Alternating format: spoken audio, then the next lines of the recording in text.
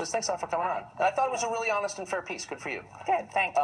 I want to give our viewers who maybe don't read your paper a sense of what some of your readers were talking about in expressing their outrage to you. Okay. So here is Thursday, November 10th, Wall Street Journal. This was the first print edition after the election. You can see the headline, A New Political Order, and there are a bunch of kind of analysis pieces. What does this mean? Here's the Times. Here's your paper's first print edition after Trump's election.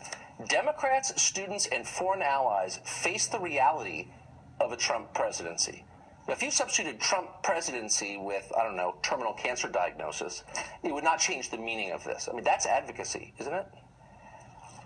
I think that kind of a headline is exactly what concerns me, which is that I don't consider it advocacy, but I consider it almost an unrecognized point of view that the Times has that comes from being in New York, being in a certain circle, and seeing the world a certain way, not being in touch with people who don't live like them or don't live in cities, and who are the ones that elected like Donald Trump to the presidency. They're just out of touch with that. And what I found when I got so many emails into my office, about 5 times the normal amount that I typically would get in a week. I started taking to the phones and just calling a lot of those people. Is how many liberal readers who I called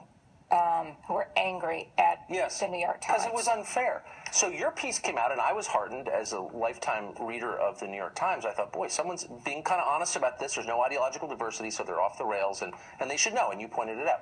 Here's today's lineup on the Times website as of 4:30 p.m. There are 6 top headlines here, and 5 of them are pretty aggressively anti-Trump. Trump's tough trade talk could danger American factories. Opinion, really, you're blaming transgender people for Trump. Trump's breezy calls to world leaders leave diplomats aghast. And then this, rigged or not, election positions Trump to shape rules on how you vote. In other words, it's Trump who's calling the election rigged, when, of course, it's liberals. It's Hillary and Jill Stein who are actually challenging the election results. This seems like more of the same to me. We're probably not in the same space in terms of how liberal you see the New York Times and how liberal I see it. I see that the journalists who walk in the front door of the Times building are doing their best to be fair. I would believe you, except I know for a fact that's not true, because I read their Twitter feeds, and I want to give you some examples. Now, these are not opinion columnists. These are not Gail Collins's Twitter feeds. These are Michael Barbaro, for example, who's a straightforward news reporter. Here's one. This is November 15th. Pardon me for asking, but what qualifies Jared Kushner to have a seat at the presidential table? Huh. There's Eric Lipton, another reporter. White House's QVC. It has started. Here's Peter Baker. For a new president from reality television, a cabinet selection that resembles a pageant. Liam Stack, and I'm quoting now, the Electoral College was meant to stop men like Trump from taking office. Are you kidding? These are news reporters saying this stuff? Yeah, I think it's outrageous. I think that should not be. They shouldn't be tweeted, and they shouldn't. And it does concern me that'd be. I mean, everybody's going to have their personal political views. We all do, but they ought to be personal. And if you sign up to be a journalist, then that's what you ought to be. So, when I say that I think the majority do walk in the door, there's hundreds and hundreds of reporters at the New York Times. But these are the ones who are covering politics. These are the famous ones. Yeah. And here are ones that particularly bothered me, because they suggest not just the personal politics on the part of the reporter, but what they believe the mission of the Times is. This is from Michael Barbaro, November 9th. This is Election Day. Quote, "We had fearless journalism throughout 2016. Voters wanted what they wanted." In other words, we tried to keep this guy from getting elected, but he did anyway. Peter Baker, same sentiment.